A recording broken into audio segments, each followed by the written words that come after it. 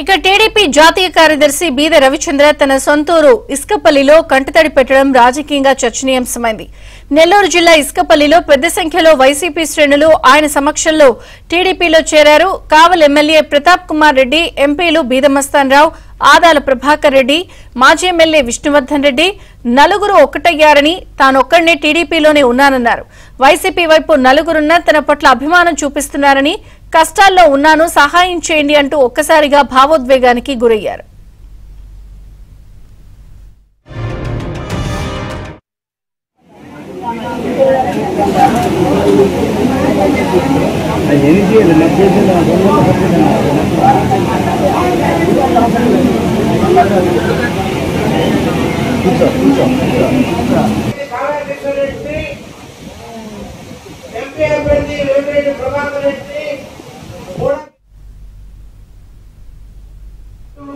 ఆదాల ప్రభాకర్ రెడ్డి కోసం ఓడించాం, బీద మస్తాన్ రావు గారి కోసం ఓడించాం. ఇప్పుడు నలుగురు ఒకటి, నేను ఒక్కడనే ఒకటి. నాకున్నది మీరే.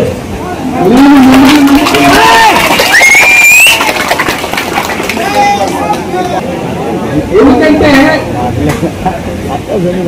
మొత్తం ఒకవైపు చేయలేదు. ఈ 20 సంవత్సరాలు ఎవరిని గెలిపించామో ఎవరిని ఓడించామో వాళ్ళందరూ ఒప్పిపోయారు. నేను ఒక్కడిగా మిగిలా. అందుకే మీ అందరినీ కోరుతున్నా, కష్టాల్లో ఉందా సహాయం చేయండి.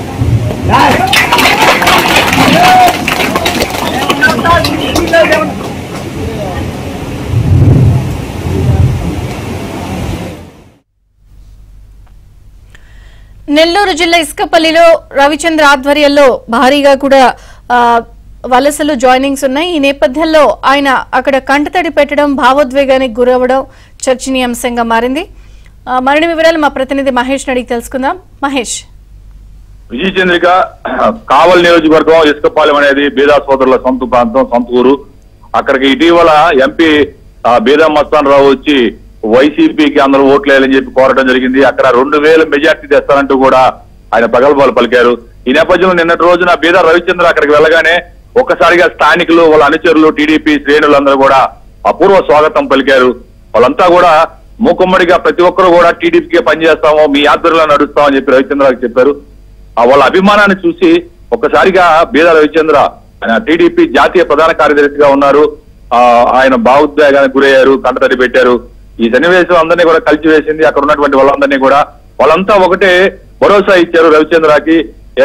తాము ఎప్పుడు కష్టాల్లో ఉన్నా కూడా ఏ సమయంలో ఫోన్ చేసినా అందుబాటులో ఉంటూ మా కష్టాలు నెరవేర్చావు, మేమంతా మీ వైపే ఉంటామని చెప్పి బీదా రవిచంద్రకి భరోసా ఇచ్చారు. కావల్లో టీడీపీ అభ్యర్థి కావ్య కృష్ణారెడ్డి ఆమె గెలిపించుకోవాలని అందరూ కూడా మూకుమ్మడిగా కలిసి నిర్ణయం తీసుకోవడం జరిగింది.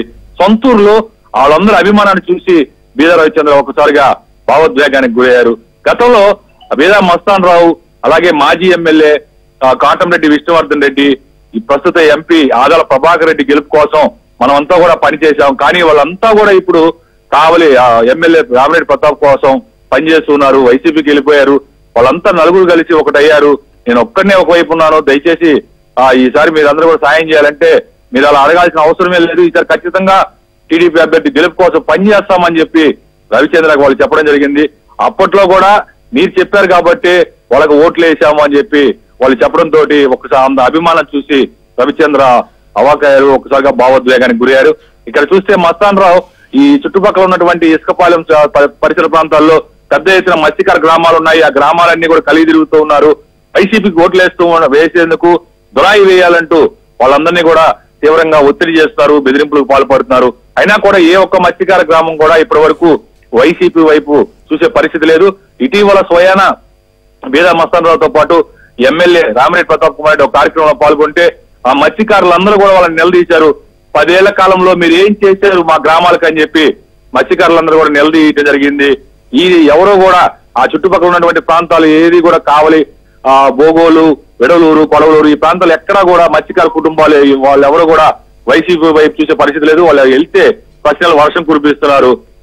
ప్రస్తుతం అయితే కావల్లో పరిస్థితి చాలా ఇదిగా ఉంది. ఈ నలుగురు కలిసి ఏదో ఒక విధంగా వైసీపీని అధికారంలో తీసుకురావాలని రకరకాల బెదిరింపులు, కుట్రలు చేస్తున్నారు. అయితే ప్రజలందరూ మాత్రం బీదా రవిచంద్ర గతంలో చేసినటువంటి కార్యక్రమాలు కూడా గుర్తు చేసుకుంటున్నారు. నిన్నటి రోజు కూడా రవిచంద్ర చెప్పడం జరిగింది. టీడీపీ హయాంలో జువల్దీని హార్బర్ అనే అనేక కార్యక్రమాలు చేపట్టాను ఆయన.